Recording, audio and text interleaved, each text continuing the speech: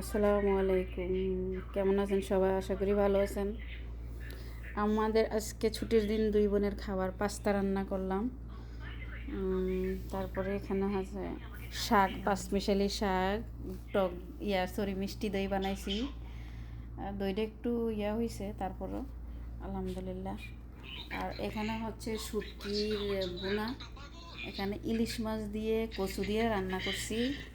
আর এটা হচ্ছে চিংড়ি মাছের তরকারি, ডাটা দিয়ে চিংড়ি মাছ দিয়ে রান্না করছি। আর এখানে হচ্ছে করলা পাতার মৌ, চিংড়ি মাছ দিয়ে করলা পাতার মৌ রান্না করছি। এখন কে কে খাবেন আমাদের বিখ্যাত খানা। হ্যাঁ, এভাবে আপনাদের রান্না করে খেতে হবে।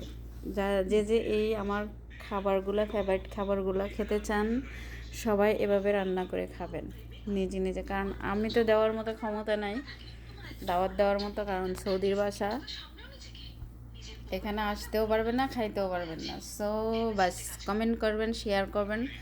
আমার একটা ইউটিউব চ্যানেল আছে, আমার এই প্রোফাইলের নিচে, ওটা ফলো করে সাবস্ক্রাইব করবেন আমার আইডিটা। এই হচ্ছে আমার আজকের ছুটির দিনের আয়োজন, খাবার আমাদের দুই বোনের। তবে আমার যে সবচেয়ে বেশি ফেভারিট শুটকির বোনাটা, আর এখানে ইলিশ মাছ দিয়ে কচুর মোয়া দিয়ে রান্না করছি। আলহামদুলিল্লাহ। সব ভালো থাকবেন। আল্লাহ হাফেজ।